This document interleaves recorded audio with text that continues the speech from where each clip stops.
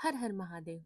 पिछले अध्याय में हमने जाना मैं नाम के दानव ने शिव स्तुति करके अपना उद्धार कैसे करा और इंद्र को बृहस्पति जी ने कैसे जीवन दान दिया और बृहस्पति जी का नाम जीव कैसे पड़ा। अब हम आरंभ कर रहे हैं शिव महापुराण के श्री रुद्र संहिता के पंचम खंड का 14वां अध्याय जलंधर की उत्पत्ति। व्यास जी बोले, सनत कुमार जी, जब भगवान शिव ने अपने क्रोध की ज्वाला समुद्र में प्रवाहित कर दी तो क्या हुआ? सनत कुमार जी बोले, हे मुने, जब भगवान शिव ने अपना क्रोध समुद्र में डाल दिया तो क्रोध की वह ज्वाला बालक के रूप में जोर जोर से रोने लगी। उस बालक के रोने की आवाज से सारा संसार भयभीत हो गया। पूरा संसार उसकी आवाज से व्याकुल था। तब सभी चिंतित होकर ब्रह्मा जी की शरण में गए। तब सब देवताओं ने सादर ब्रह्मा जी को प्रणाम किया और उनकी स्तुति करने लगे। तब पश्चात बोले, हे ब्रह्मा जी, इस समय हम सभी पर बड़ा भारी संकट आन पड़ा है। प्रभु, आप तो सब कुछ जानते हैं। उस बालक ने जो समुद्र से उत्पन्न हुआ है, अपने भयंकर रुदन द्वारा पूरे संसार को आहत कर दिया है। सभी भय से आतुर है। हे महायोगिन, आप उस बालक का संहार करके हमें भय मुक्त कराइए। देवताओं की इस प्रकार की प्रार्थना सुनकर ब्रह्मा जी अपने लोक से पृथ्वी लोक पर उतरकर समुद्र पर पहुंचे, जहां वह बालक विद्यमान था। ब्रह्मा जी को अपने पास आता देख समुद्र ने भक्तिपूर्वक उन्हें प्रणाम किया और उस बालक को ब्रह्मा जी को सौंप दिया। तब ब्रह्मा जी ने आश्चर्यचकित होकर समुद्र देव से प्रश्न किया, यह बालक किसका है? ब्रह्मा जी के इस प्रश्न का उत्तर देते हुए समुद्र देव बोले कि हे भगवान, यह बालक गंगा सागर की उत्पत्ति स्थल पर प्रकट हुआ है, परंतु मैं इस बालक के विषय में और कुछ नहीं जानता। इस प्रकार जब ब्रह्मा जी समुद्र से बातें कर रहे थे, तब उस समय उस बालक ने ब्रह्मा जी के गले में हाथ डाल दिया और उनका गला जोर से दबा दिया, जिसकी पीड़ा स्वरूप उनकी आंखों से आंसू बहने लगे। तब ब्रह्मा जी ने यत्न पूर्वक उस बालक को पकड़ से अपने को मुक्त कराया और समुद्र से बोले कि तुम्हारे इस जातक पुत्र ने मेरे नेत्रों से जल निकाला है, अतः यह बालक जलंधर नाम से प्रसिद्ध होगा। उत्पन्न होते ही युवा हो जाने के कारण यह बालक महापराक्रमी, महाधीर, जवान, महान योद्धा और रण दुर्मद होगा। यह बालक युद्ध में सदैव विजयी होगा, यहाँ तक कि यह भगवान श्री हरि विष्णु को भी जीत लेगा। यह बालक दैत्यों का अधिपति होगा। कोई भी मनुष्य या देवता चाहकर भी इसका कुछ नहीं बिगाड़ पाएगा। इसका संहार केवल त्रिलोकीनाथ भगवान शिव के द्वारा ही संभव है। यह कहकर ब्रह्मा जी ने असुरों के गुरु शुक्राचार्य को बुलाया और उनके हाथों से उस बालक को दैत्यों का राजा स्वीकार कराते हुए उसका अभिषेक कराया। तब पश्चात ब्रह्मा जी स्वयं वहां से अंतर्ध्यान हो गए। अपने जातक पुत्र के विषय में जानकर समुद्रदेव बहुत प्रसन्न हुए और वे उसे अपने निवास स्थान पर ले गए। कुछ समय पश्चात उन्होंने जलंधर का विवाह काल नेमी नामक असुर की परम सुंदरी पुत्री विंद्रा से संपन्न करा दिया।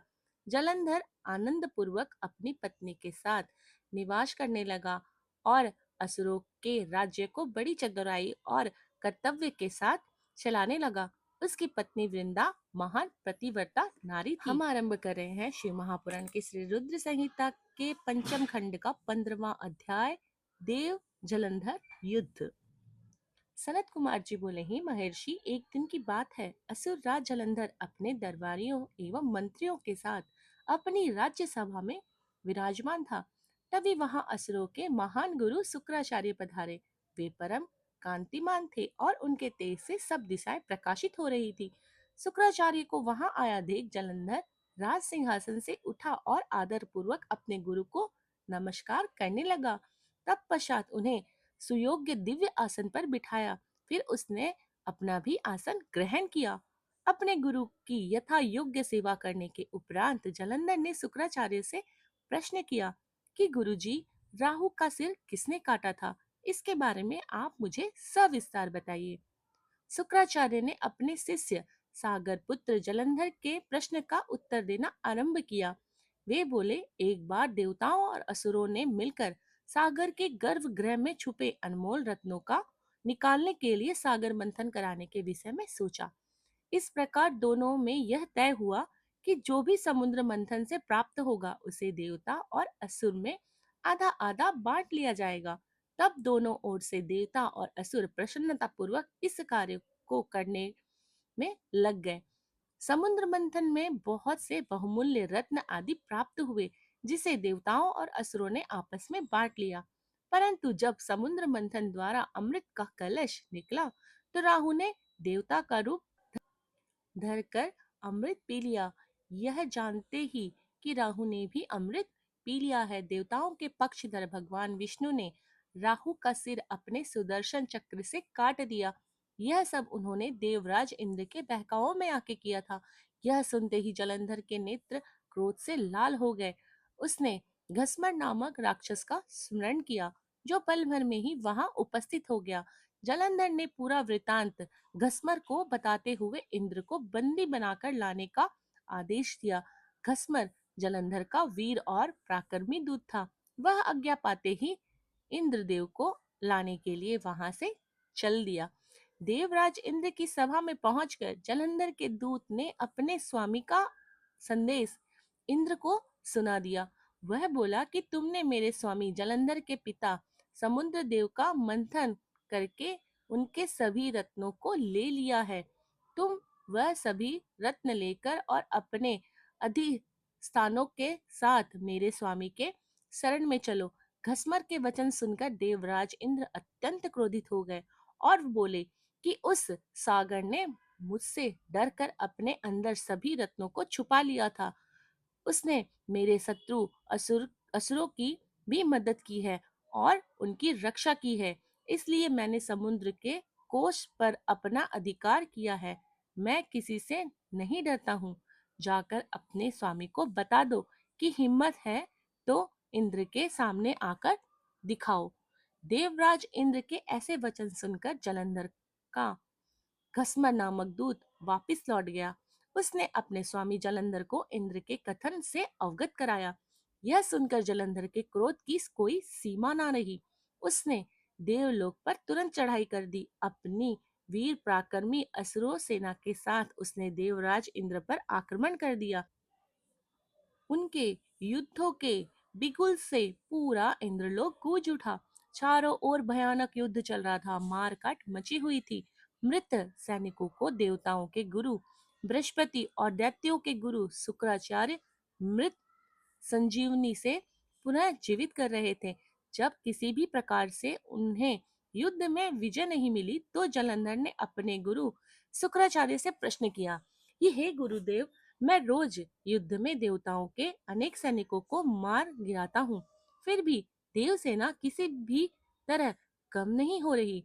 मेरे द्वारा मारे गए सारे देवगण अगले दिन फिर से युद्ध करते हुए दिखाई देते हैं।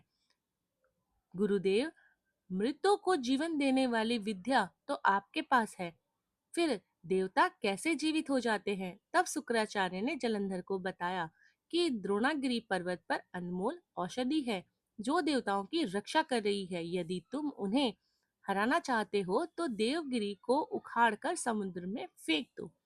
अपने गुरु शुक्राचार्य की आज्ञा लेकर जलंधर द्रोण पर्वत की ओर चल दिया। वहां पहुंचकर उसने अपनी महापराक्रमी भुजाओं से द्रोण पर्वत को उठाकर समुद्र में फेंक दिया और पुनः जाकर देवसेना से युद्ध करने लगा।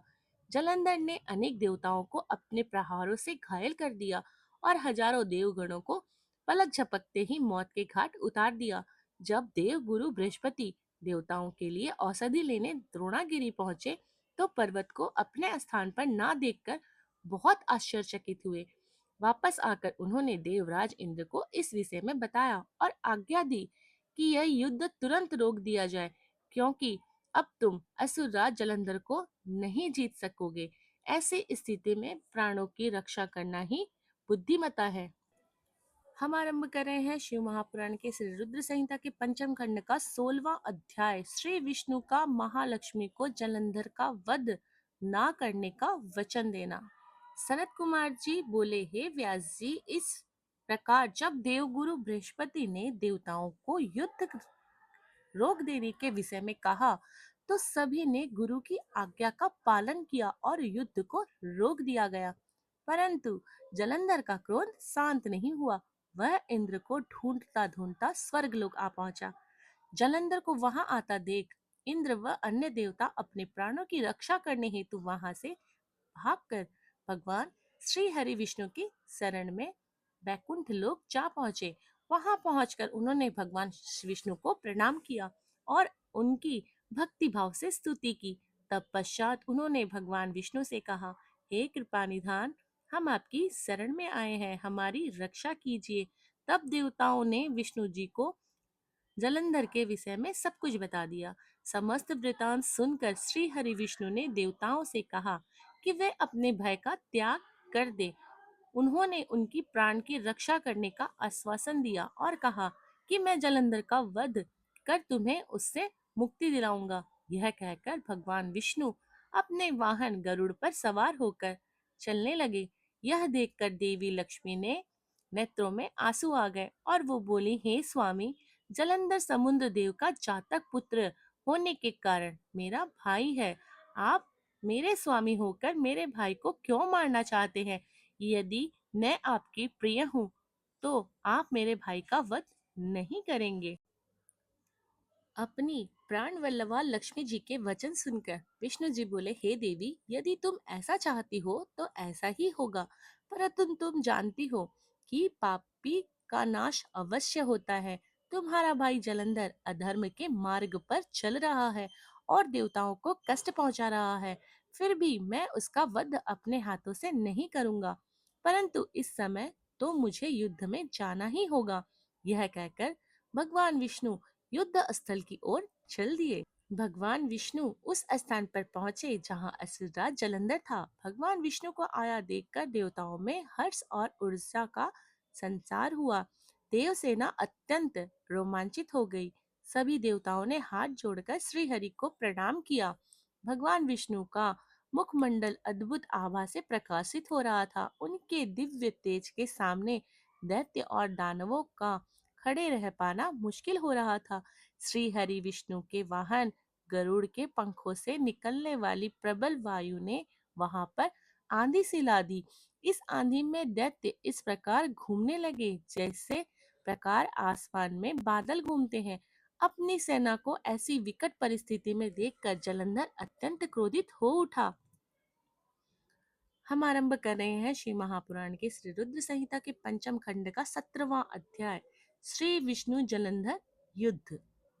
शरद कुमार जी बोले, हे महर्षि, दैत्यों के तेज प्रहारों से व्याकुल देवता बचने के लिए जब इधर उधर भाग रहे थे, तब भगवान विष्णु के युद्ध स्थल में आने से देवताओं को थोड़ा सा साहस बंधा। उनके वाहन गरुड़ के पंखों के फड़फड़ाने से आए तूफान में दैत्य अपनी सुध बुध खोकर इधर उधर उड़ने लगे। पर जल्दी ही उन्होंने अपने आप को संभाल लिया। जलंधर ने जब अपनी दैत्य सेना को इस प्रकार तितर बितर होते देखा तो क्रोधित होकर उसने भगवान श्री हरि विष्णु पर आक्रमण कर दिया। श्री हरि विष्णु ने अपने आप को उसके प्रहार से बचा लिया। जब भगवान श्री हरि ने देखा कि देव सेना पुनः आतंकित हो रही है और उनके सेनापति देवराज इंद्र भी भयग्रस्त हैं, तब विष्णु जी ने अपना शंख नामक धनुष उठा लिया और बड़े जोर से धनुष की टंकार की। फिर उन्होंने देखते ही देखते पल भर में हजारों दैत्यों के सिर काट दिए। यह देखकर दैत्यराज जलंधर क्रोधावेश में उन पर झपटा। तब श्री हरि ने उसकी ध्वजा, छत्र और वाण काट दिए तथा उसे अपनी गदा से उठाकर गरुड़ के सिर पर दे मारा। गरुड़ से टकराकर नीचे गिरते ही जलंधर के होठ फड़फड़ाने लगे। तब दोनों ही अपने अपने वाहनों से भीषण बाणों की वर्षा करने लगे। विष्णु जी ने जलंधर की गदा अपने बाण से काट दी, फिर उसे बाणों से बांधना शुरू कर दिया। परंतु जलंधर भी महावीर और पराक्रमी था, वह भी कहाँ मानने वाला था। उसने भी भीषण बाण वर्षा शुरू कर दी और विष्णु जी के धनुष को तोड़ दिया। तब उन्होंने गदा उठा ली और उससे जलंधर पर प्रहार किया, परंतु उसका महादैत्य जलंधर पर कोई असर नहीं हुआ। तब उसने अग्नि के समान धधकते त्रिशूल को विष्णु जी पर छोड़ दिया। उस त्रिशूल से बचने के लिए श्री विष्णु जी ने भगवान शिव का स्मरण करते हुए नंदक त्रिशूल चलाकर जलंधर के वार को काट दिया। तब पश्चात भगवान विष्णु और जलंधर दोनों धरती पर कूद पड़े और फिर उनके बीच मल्ल युद्ध होने लगा। जलंधर ने भगवान विष्णु की छाती पर बड़े जोर से मुक्का मारा। तब विष्णु जी ने भी पलटकर उस पर मुक्के का प्रहार किया। इस प्रकार दोनों में बाहु युद्ध होने लगा। उन दोनों के बीच बहुत देर तक युद्ध चलता रहा। दोनों ही वीर और बलशाली थे। ना भगवान विष्णु कम थे और ना ही जलंधर। सभी देवता और दानव उनके बीच के युद्ध को आश्चर्यचकित होकर देख रहे थे। युद्ध समाप्त ना होते देख भगवान विष्णु ने कहा, हे दैत्यराज जलंधर, तुम निश्चय ही महावीर हो। तुम्हारा पराक्रम प्रशंसनीय है। तुम इतने भयानक आयुधों से भी भयभीत नहीं हुए और निरंतर युद्ध कर रहे हो। मैं तुम पर प्रसन्न हूँ। तुम जो चाहे वरदान मांग सकते हो। मैं निश्चय ही तुम्हारी मनोकामना पूरी करूंगा। भगवान विष्णु के यह वचन सुनकर जलंधर हर्षित हुआ और बोला, हे विष्णु, आप मेरी बहन लक्ष्मी के पति हैं। यदि आप मुझ पर प्रसन्न हैं तो आप अपनी पत्नी और कुटुंब के लोगों के साथ पधारकर मेरे घर को पवित्र कीजिए। तब भगवान श्री हरि ने तथास्तु कहकर उसे उसका इच्छित वर प्रदान किया। अपने दिए गए वर के अनुसार श्री हरि विष्णु देवी लक्ष्मी व अन्य देवताओं को अपने साथ लेकर जलंधर का आतिथ्य ग्रहण करने के लिए उसके घर पहुंचे। जलंधर उन्हें देखकर बहुत प्रसन्न हुआ और उसने सब देवताओं का बहुत आदर सत्कार किया और उनकी वहीं पर स्थापना कर दी। विष्णु परिवार के स्थापित हो जाने के बाद जलंधर निर्भय होकर श्री विष्णु के अनुग्रह से त्रिभुवन पर शासन करने लगा। उसके राज्य में सभी सुखी थे और धर्म कर्म का पालन करते थे।